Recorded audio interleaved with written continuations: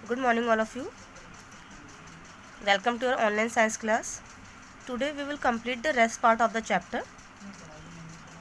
The process of cutting and gathering a crop is called harvesting. जो process होता है crops को cut करने का देन गैदर करने का वो हमारा हार्वेस्टिंग होता है. ठीक है. The traditional implement used to harvest a crop is the sickle. जो पुराना जो इम्प्लीमेंट है वो क्या है, सिकल की हेल्प से जो हार्वेस्ट किया जाता था क्रॉप को, यानी कि दराती. जो मॉडर्न फार्म्स हैं वो क्या यूज़ करते हैं, हार्वेस्टर यूज़ करते हैं, जिसकी हेल्प से क्रॉप को कट किया जाता है. Harvester can be combined with other machine. अब हार्वेस्टर को जो है अदर मशीन के साथ कंबाइन कर दिया, जैसे कि थ्रेशेस करते हैं और क्लीन भी हो जाता है ग्रेन एज वेल. ठीक है. तो ये जो इसको क्या बोलते हैं, इसे बोलते हैं कंबाइन हार्वेस्टर या फिर combine. After the crop is gathered. जब क्रॉप को गैदर कर लिया जाता है तो ग्रेन को क्या सेपरेट किया जाता है. कौन से प्रोसेस, थ्रेशिंग प्रोसेस के थ्रू. ये मैनुअली भी हो सकता है, मतलब हाथों से भी हो सकता है, या फिर by striking the crop against a hard surface by making farm animal trample over the crop. या फिर स्ट्राइक किया जाता है ग्रेन्स को हार्ड सरफेस पे, या फिर जितने भी जो एनिमल है उन्हें ट्रैम्पल कर देते हैं, क्रॉप पे ऊपर कुचल देते हैं इस तरीके से. A machine called thresher is used to do the job in the modern farms. अब जो है इसका जो कौन करता है काम, मशीन थ्रेशर जो है वो करती है इसको मॉडर्न फार्म्स में. Also combines are used to harvest, thresh and winnow. और तो जो है कम्बाइन भी जो है वो यूज़ किया जाता है हार्वेस्ट, थ्रेश एंड विनो करने के लिए. विनोइंग क्या है, winnowing means separating the outer cover और चैफ फ्रॉम द ग्रेन. जो आउटर कवरिंग होती है ग्रेन की, यानी कि जो भूसा अलग किया जाता है ग्रेन से, उसे विनोइंग बोलते हैं. ये मैनुअली भी हो सकता है या फिर ग्रेन्स को ड्रॉप करके ना चैफ को अलग किया जाता है, मतलब हाइट से गिराया जाता है ना, छाछ में लेके ऊपर से गिराते तो हवा चलती है तो सारा भूसा जो है अलग हो जाता है. Now storage. Cereals and pulses can be store much longer. जो हमारे अनाज और दालें हैं उन्हें हम ज़्यादा टाइम तक स्टोर कर सकते हैं फ्रूट और वेजिटेबल के कंपैरिजन में. ठीक है. क्योंकि ये जो है वो जल्दी ख़राब हो जाते हैं, क्योंकि ऐसा जो है वो माइक्रो ऑर्गेनिम्स की वजह से होता है, जैसे कि हम चैप्टर में डिस्कस करेंगे next. Depend to a great extent on the moisture content of the food to be stored. ये किस पे डिपेंड, मतलब कोई भी चीज़ ख़राब हो रही है तो ये उसके मॉइस्चर पे डिपेंड करता है जो भी उसमें स्टोर है. The way grain are store does differ from the way food. मतलब ये जो ग्रेन्स को स्टोर करने का जो मेथड है वो वेजिटेबल और फ्रूट को स्टोर करने से बहुत अलग है. Grains harvested grains are usually dried. सबसे पहले जो ग्रेन्स होते हैं, अनाज होते हैं, उन्हें हम सबसे पहले ड्राई करते हैं स्टोर करने से पहले, क्योंकि जो सारा मॉइस्चर है वो ख़त्म हो जाता है. क्योंकि जो मॉइस्चर है उसी की वजह से जो माइक्रो ऑर्गेनिम्स की ग्रोथ बढ़ जाती है. They are then store in metal. फिर बाद में उन्हें जो मेटल या फिर मिट्टी के कंटेनर में रख दिया जाता है. जो गनी बैग्स होते हैं, जो बोरियाँ होती हैं, ग्रेन साइलोज होते हैं, ठीक है, उनमें रख दिया जाता है. The godown where grains are store are first fumigated to get rid of the pest. तो सबसे पहले जो गोडाउन होता है उनमें फ्यूमिगेट किया जाता है ताकि जो पेस्ट होते हैं ना उनसे राहत मिले.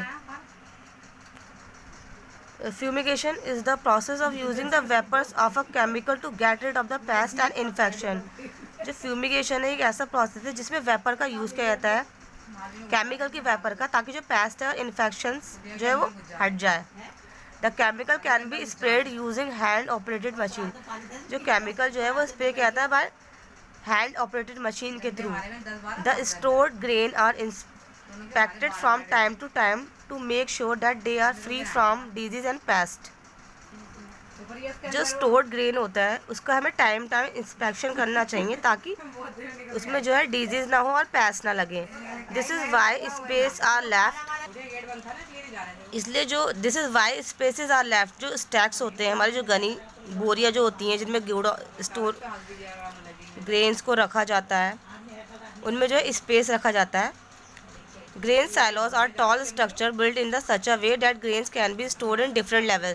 जो ग्रेन साइलोज होते हैं as we can see in this diagram, इस तरीके से होते हैं. वो बहुत ज़्यादा लंबे होते हैं, टॉल होते हैं, इस तरीके के स्ट्रक्चर होते हैं वो, जिनमें ग्रेन्स को स्टोर किया जाता है अलग अलग लेवल पे.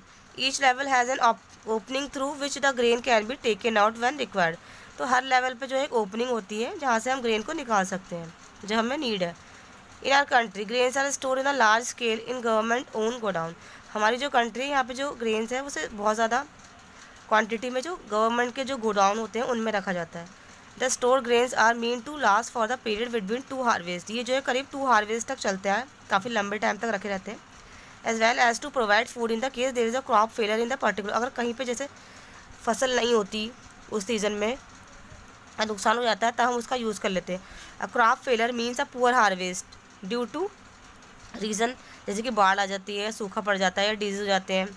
Grains stock are for such emergency, तो इस इमरजेंसी में जो है इन स्टॉक का, यानी कि इन्हें बोलते हैं बफर स्टॉक, यूज़ किया जाता है। Cold storage, fruit and vegetables are storage, जो फ्रूट और वेजिटेबल है उन्हें कोल्ड स्टोरेज में रखा जाता है, जहाँ पे जो टेम्परेचर होता है वो मेंटेन करके रखा जाता है 0 से 4 डिग्री सेंटीग्रेड के बीच। दिस डिस्करेज द, इससे क्या होता है जो माइक्रो ऑर्गेनिज्म है वो ग्रोथ नहीं होते। इट ऑल्सो, ये एंजाइम्स को जो है, जो फ्रूट और वेजिटेबल में जो एंजाइम्स होते हैं ना, जो केमिकली चेंज कर देते हैं बहुत जल्दी, उन्हें जो स्टॉप कर देता है। However if the temperature becomes too, अगर टेम्परेचर बहुत ज़्यादा कम है, जो फ्रूट और जो वेजिटेबल स्टोर है वो कैसे डिस्ट्रॉय हो जाते हैं। The other thing that has to be control in a cold storage humidity, और एक जो दूसरी चीज़ है वो ह्यूमिडिटी, वो भी कंट्रोल होनी चाहिए वहाँ पे। The humidity is cap pretty high, humidity जो है वो प्रटी हाई ज़्यादा होनी चाहिए, क्योंकि जो फ्रूट और वेजिटेबल है वो मॉइस्चर लूज़ कर जाते हैं जब ह्यूमिडिटी जो है बहुत ज़्यादा कम होती है। Care has to be taken, हमें केयर भी करनी चाहिए to see that the fruit and vegetable to be store are absolutely clean and not damage to an any way, मतलब वो बहुत क्लीन हो, साफ़ हो और ज़्यादा डैमेज ना हो। दे आर यूजुअली पैक्ड, उन्हें क्रेट्स में, रैक्स में और ट्रेज में रखा जाता है स्टैक करके एक के ऊपर एक, विद अ प्लांट, और उनके बीच में स्पेस भी होता है ताकि एयर भी जो सर्कुलेट होती रहे। The cold store has to be kept clean, जो कोल्ड स्टोर है एकदम क्लीन होना चाहिए, और जो डोर है वो कैसा होना चाहिए, ओपन नहीं होना चाहिए, कभी कभी ओपन हो जब आपको नीड है। Now food from animal, animal से हमें कौन सा फूड मिलता है, मिल्क, मीट, एग्स, ये सारे जो फूड प्रोडक्ट हैं हमें एनिमल से मिलते हैं। एनिमल के जो प्रोडक्ट है वो विटामिन और प्रोटीन में रिच होते हैं।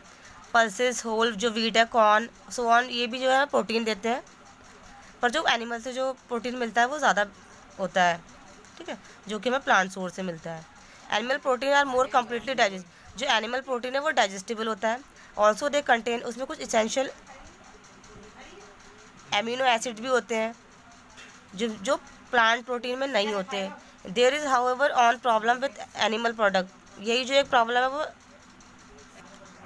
एक जो प्रॉब्लम है जो एनिमल प्रोडक्ट में वो है कि उसमें बहुत ज़्यादा फैट होता है जो कि हेल्थ के लिए अच्छा नहीं होता। Now milk, cows are chief source, cow जो है वो चीफ सोर्स है मिल्क का। Though buffaloes, goat, sheep, yaks and camel also give, ये जो एनिमल है ये भी हमें मिल्क देते हैं। मिल्क में क्या करते हैं, ऐसे इंग्रेडिएंट्स होते हैं जो कि बैलेंस डाइट, मिल्क जो है ऐसे इंग्रेडिएंट कंटेन करता है जो कि बैलेंस डाइट या फिर जो आइडियल फूड होते हैं उसके उसमें होते हैं। इट कंटेन ऑलमोस्ट, इसमें सारे जो विटामिन हैं, जो भी हमारे एसेंशियल मिनरल्स हैं, कैल्शियम, फास्फोरस, ये सब होते हैं। प्रोटीन में रिच होता है, ये कार्बोहाइड्रेट और फैट भी होता है इसमें, तो मतलब एक तरीके से बैलेंस डाइट का ये वर्क करता है।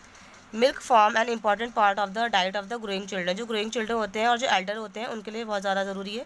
Adult to have milk as a dietary supplement, जो एडल्ट है वो भी जो है मिल्क को लेते हैं as a dietary supplement.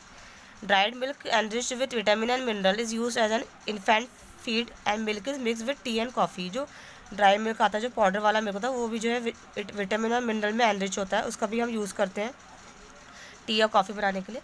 Milk product such as, जो मिल्क के प्रोडक्ट जैसे कि योगर्ट, दही है, चीज़ है, पनीर है, इनमें भी काफ़ी न्यूट्रिशन होता है। Milk is also use to make, इसका जो यूज़ है मिल्क का वो स्वीट बनाने में, चॉकलेट, डेजर्ट, आइसक्रीम, इन सब चीज़ों को बनाने में भी होता है। Now egg, poultry is the term use by bird raise for the production of egg, जो बहुत सारे जो बर्ड्स को रेज किया जाता है एग के प्रोडक्शन के लिए, मीट के लिए, तो उसे हम पोल्ट्री बोलते हैं। Chicken is the most popular poultry, जो चिकन है वो मोस्ट पॉपुलर पोल्ट्री वर्ड है। Though ducks, geese, turkeys and quails are also raise for egg, और भी कुछ वर्ड्स हैं जिनको भी जो है रेज किया जाता है मीट एंड एग के लिए।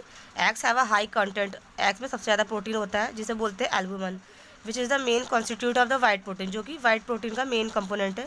The white of an egg also contain vitamin, जो वाइट होता है एग का पार्ट उसमें विटामिन भी होता है, और जो यॉक होता है, जो येलो पार्ट होता है, is not consider very good for, वो ज़्यादा हेल्थ के लिए अच्छा नहीं होता एज इट इज़ मेड, क्योंकि जो ज़्यादातर वो फैट से बना होता है। It does however contain vitamin A and B, लेकिन ये विटामिन ए और बी भी कंटेन करता है, कैल्शियम, फास्फोरस और आयरन भी, ठीक है। अब है meat, you may have heard the term red meat, आपने रेड मीट और वाइट मीट सुना होगा। जो मीट ऑफ गोट होता है, शीप, पिग्स एंड काउज, इसमें बहुत ज़्यादा फैट होता है, उसे रेड मीट बोलते हैं। और जो वाइट फिश होती है, चिकन होता है, जिसमें लो फैट होता है, इस तरीके का जो मीट है वो वाइट मीट होता है। वाइट मीट जो है वो ईजिली जो है डाइजेस्ट हो जाता है और हेल्दियर होता है रेड मीट के कंपैरिजन में। Meat is a very good source of high quality. Meat में सबसे ज़्यादा प्रोटीन होता है। इट ऑल्सो कंटेन, इसमें विटामिन भी होते हैं A, B and D, iron, zinc and phosphorus भी होते हैं। सी फूड जो होता है वो गुड सोर्स है किसका, इन सारे जो न्यूट्रिशन होते हैं सी फूड में होते हैं, और आयोडीन भी होता है। ठीक है, सो ये चैप्टर इज़ फिनिश। अब जो है इस chapter in next class we will start new chapter. Okay.